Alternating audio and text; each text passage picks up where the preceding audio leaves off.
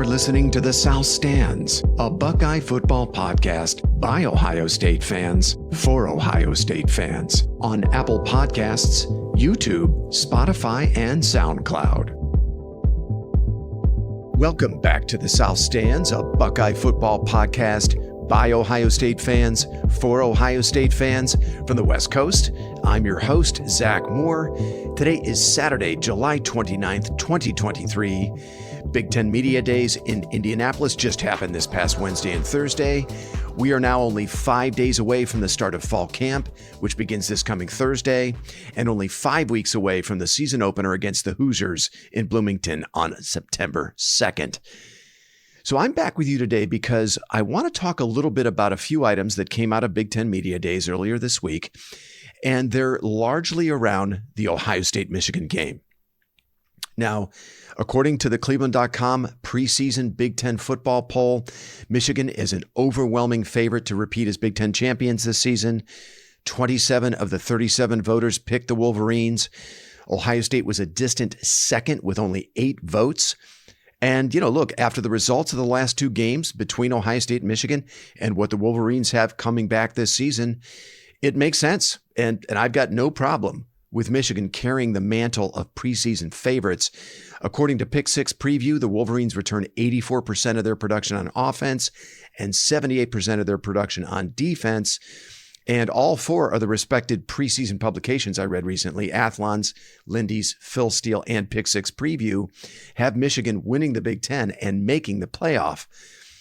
And many have said this is likely going to be Jim Harbaugh's best team since he took the helm at Michigan. The Wolverines are getting their due respect from every corner of the college football universe right now, and I have no problem with that. But there is one view of the Ohio State-Michigan matchup this season that has never really sat well with me, and I think now is totally overblown. And I want to talk about that a little bit today. And we heard this in abundance from both the Ohio State beat as well as national analysts at Big Ten Media Days. And I'm talking about this notion that Ohio State is a finesse team built to win in domed stadiums in perfect conditions that, wilts in the face of Michigan's physicality in outdoor stadiums in late November.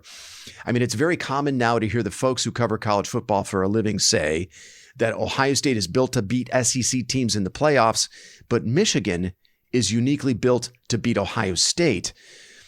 Now, there are a few different issues I have with that premise. First, as a proud Ohio State fan whose program is built on a very physical brand of football that has produced some of the most dominant rushing attacks and stifling defenses that the game has ever seen, it makes my ears fucking bleed to hear anyone suggest that Ohio State has become the college version of the run and shoot Houston Oilers.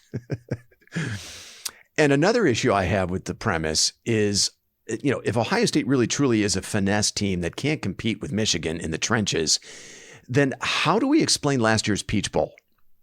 I mean, because you're going to hear most of the experts say that Georgia is a supersized version of Michigan that likes to win in much the same way with dominant defense and a physical running game, only the Bulldogs do it with a lot more talent than Michigan. So if Georgia and Michigan are cut from the same cloth, only the Bulldogs are the superior quality, then why did they pretty much need every conceivable break to eke past the Buckeyes by 1 point in the Peach Bowl last season? Now, finally, and I think most importantly, this notion that Ohio State can't handle Michigan's physicality is built on a very small sample size.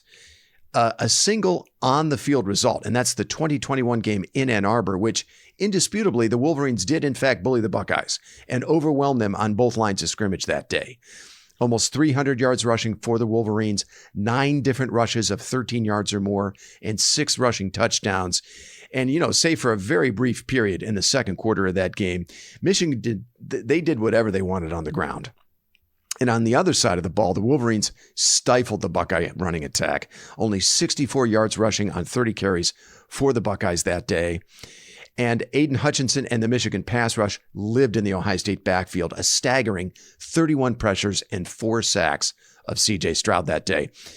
So, look, nobody from either side of the rivalry will argue against the physical beatdown Michigan put on Ohio State in that game back in 2021. But the 2022 result which the scoreboard would suggest Michigan won in the same fashion, was actually a very different story. And I think what's happening is a lot of folks, the national analysts most especially, are conflating the 2021 and 2022 games. And I can see how that might happen. I mean, the final scores look very similar, 42-27, 45-23, both overwhelmingly in Michigan's favor. But if you look a little closer at both the backdrop of last year's game, as well as how Michigan went about winning it or how Ohio State lost it, you'll see the only real similarity between last year's game and 2021 is the final score. Beyond that, I think the games are very different stories. And let me explain. If we want to understand how Ohio State lost to Michigan in the fashion they did last season, you have to start with the Trojan horse that was Michigan's narrow 19-17 escape against Illinois the week before. Now, as we remember, Blake Corum was injured in that game. He had to leave after only one carry in the third quarter. Donovan Edwards also did not play in that game. And it was a rough day for J.J. McCarthy and the Michigan receivers, who did just barely enough in the passing game to squeak by Illinois.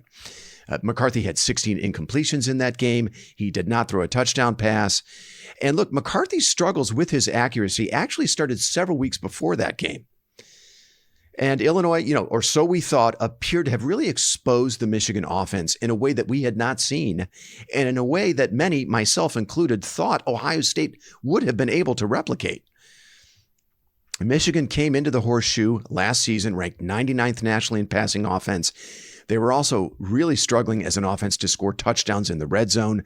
They were 59th nationally in that statistics going into the matchup with the Buckeyes, which actually was very weird for a team that ran the ball as well as Michigan. You would think they would have been a much more efficient team in the red zone with the way they ran the ball, but that was not the case.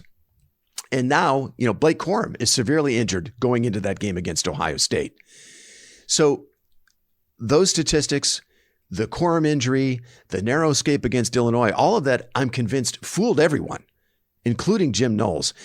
I'm not sure if it was intentional or what they call a happy accident, but it was a dress-up in deception for the Michigan offense, who, like a wolf in sheep's clothing, caught the Buckeye defense totally off guard last season in Columbus.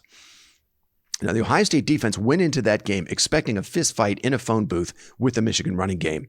Now, also, we remember that coming off that 2021 embarrassment, Ohio State last season wanted to show the world that they were a tough team. Right? I mean, toughness was a huge theme throughout last season. It was one of the first words, toughness was, out of Ryan Day's mouth after the season opening win over Notre Dame. And it was a word we heard over and over again throughout the season from Ryan Day. But, I remember our good friend Doug Lesmerises saying several times before the game last season that, Ohio State had to be careful about getting too caught up in winning a toughness contest with Michigan. They might end up winning the toughness contest, but if they're not careful, they could lose the football game. Lesmerises said that several times throughout last season, and those words turned out to be pretty prophetic because Doug turned out to be right. That's exactly what happened in the 2022 game. By the way, congratulations to Doug on the new gig at Rivals. He's joining Austin Ward, Jeremy Birmingham, and Bill Landis there. That's going to be a great one-stop shop for Buckeye fans for Ohio State coverage. Anyway, I digress. Now, when it became obvious that Blake Corum would not be a factor in the 2022 game, the Ohio State defense showed J.J. McCarthy and the rest of the Michigan skill players absolutely no respect, playing, cover zero, blitzing their linebackers and safeties, leaving their corners in one-on-one coverage with no safety help. And as we know now, that was a major miscalculation by Jim Knowles because that opened the door to a flurry of explosive plays, which accounted for 349 of Michigan's 530 total yards. 5 plays, which all went for touchdowns, accounted for 70% of Michigan's yardage total in that game last season. And, looking back on it, man, the big play was the only real path to victory for Michigan. When you consider their struggles in the red zone and the fact that they were without Blake Corum, and the Ohio State defense obliged with a hyper-aggressive game plan, poor tackling, blown coverages, and bad run fits. I mean, look, the 2022 game was not the physical domination on both lines of scrimmage for Michigan that the 2021 game was. a lot of people have that confused. And let me share some numbers with you to illustrate my point. Consider this. Now, after 3 quarters last year, Michigan only had 90 yards rushing on 21 carries. That's 4.3 yards per carry. And Donovan Edwards only had 47 yards rushing on 17 carries through 3.5 quarters before he popped that first long touchdown run midway through the fourth quarter. Now, in 2021, Michigan had 197 yards on 26 carries after 3 quarters for a 7.6 yards per carry average. So a very stark contrast in Michigan's success in running the football between the two games. Also consider last year, the Buckeye defense forced 5 different Michigan 3-and-outs in last year's game. In 2021, they only forced 1. And in last year's game, Ohio State ran for 143 yards on 29 carries against the Michigan defense. They were averaging 8 yards a carry. Ohio State was running the football going into halftime. And on the game, they averaged 4.9 yards per carry against Michigan. You compare that to 2021, Michigan held them to only 64 yards on 30 carries. That's only 2.1 yards per carry. Finally, last year, the Michigan defense only had 11 pressures on C.J. Stroud. I mean, they sacked him once. They finished with 3 tackles for loss. Those are pretty modest numbers. In 2021, Michigan pressured Stroud 31 times. They sacked him 4 times, and they finished with 8 tackles for loss. That's more than twice as many tackles for loss than they did last year. And on top of all that, Ohio State finished with nearly 500 yards total offense against Michigan in last year's game. So, those numbers do not tell the story of physical domination. And neither would your eyes if you went back and watched that game. So I just want to make that very clear. Ohio State was not physically dominated on both lines of scrimmage in 2022 as they were in 2021. And look, when the dam finally broke on the Buckeyes late in the fourth quarter last year, it wasn't from taking body blows from the Michigan offensive and defensive lines like 2021. I believe firmly that it was the effect of repeated self-inflicted wounds and mental mistakes in the second half that by the middle of the fourth quarter had ground the Buckeyes down psychologically, especially on defense. I mean, if we go back and we remember in the third quarter, Ohio State comes out of the half with a 3-point lead. They start the third quarter by giving up another long pass play for a touchdown to Michigan. It was McCarthy to Loveland for 45 yards, thanks to another blown coverage in the secondary. That gave Michigan a 24-20 lead. Now, with Michigan still leading 24-20 later in the third quarter, a 23-yard pass play from Stroud to Chip Trainum that set the Buckeyes up with a first down at the Michigan 25-yard line was wiped out by 2 penalties on Ohio State, a holding penalty and an unsportsmanlike penalty. And instead, that put the Buckeyes in a 1st and 35 from their own 27-yard line. Now, later on that same possession, Ohio State blew a perfect opportunity at a fake punt because the long snapper didn't know the fake was on. Mitch Rossi, who was the up man, was supposed to get the ball, and he had a huge hole on the left side of the offensive line with Tommy Eichenberg as a lead blocker. I think Rossi might very well have scored on that play, which would have given Ohio State the lead back, but instead they had to punt the ball back to Michigan. Now, on the ensuing possession, with Michigan still leading 24-20, there was the devastating pass interference call on Ronnie Hickman on 3rd down and 10 from the Ohio State 14-yard line that gave Michigan a fresh set of downs from the Ohio State 2. Now, that allowed Michigan to punch it in to take a commanding 31-21 lead after burning almost 8 minutes off the clock. And at that point, that's when Ohio State's will started to break, and it was largely the result of the self-inflicted wounds that I've just described. Now, look, you got to credit Michigan for taking advantage of Jim Knowles' hubris and the Ohio State mental mistakes. I mean, and also for making very few mistakes of their own. Michigan only had 30 yards in penalties that day compared to 91 for Ohio State. And they did a good job of limiting explosive plays from the Ohio State offense. They forced the Buckeyes to execute in the red zone.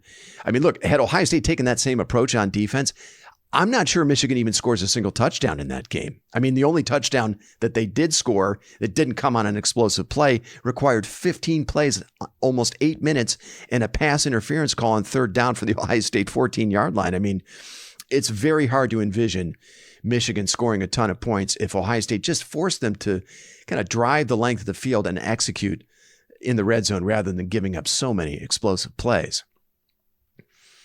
So if in this year's game, Michigan can duplicate what they did to the Buckeyes back in 2021, okay, maybe I'll start coming around on this popular belief, this popular misconception right now that Ohio State can't handle Michigan's physicality.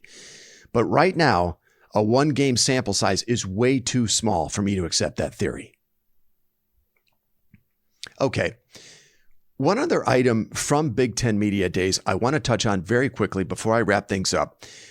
Ryan Day was asked about the Big Ten's new scheduling format with protected rivalries, USC, UCLA entering the league and the elimination of divisions in 2024. And he was asked specifically about the timing of the Ohio State-Michigan game. And his answer was pretty interesting. Day said, quote, "I think it's worth a long discussion about where the game should be placed. If it's the same way it was last year, we'd be playing back-to-back games, and then who knows, maybe even again in the playoffs. So I just think that needs to be taken into consideration. Not that we shouldn't move it, but I think it's worth talking about," end quote. Now, naturally, those comments created quite the stir among the traditionalists in the Ohio State fan base who are, pretty steadfast in their belief that the game should be the regular season finale for the Buckeyes and the Wolverines every single season without exception. Now, I don't have a really strong conviction here, and if you want Ohio State and Michigan to continue to play the Saturday after Thanksgiving, from here to eternity, God bless. But it doesn't require a lot of mental gymnastics or a vivid imagination to envision a scenario where a rematch between Ohio State and Michigan in the Big Ten title game is assured, and fans tune into the regular season matchup only to find key players on snap limits or sitting the game out altogether to stay fresh for the rematch the following week. And, it's not out of the realm of possibility that the regular season matchup in that scenario could actually lose quite a lot of juice. I mean, you'd have both coaches holding things back, not wanting to show their hand before the Big Ten title game. I mean, we could start seeing some oddly vanilla performances between Ohio State and Michigan during the regular season when a rematch in the title game is assured.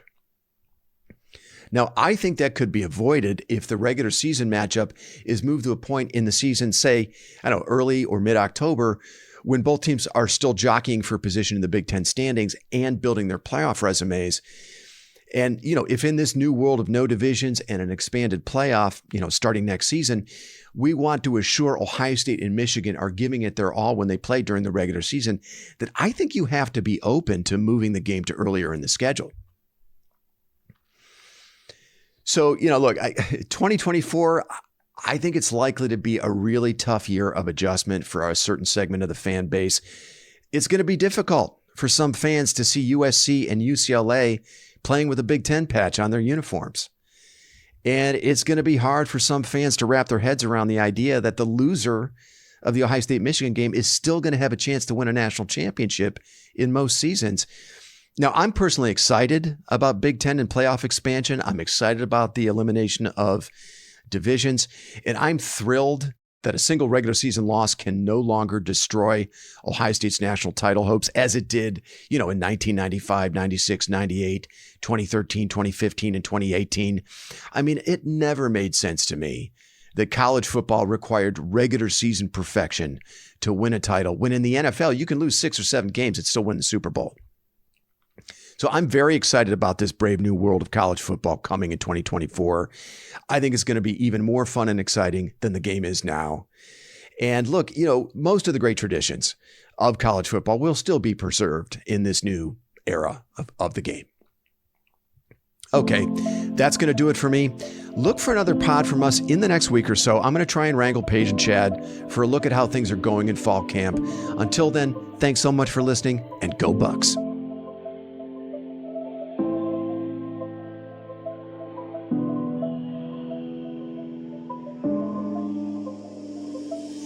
You've been listening to the South Stands, a Buckeye football podcast. You can follow us on Twitter, Instagram, and Facebook, and visit our website at southstandsosu.com.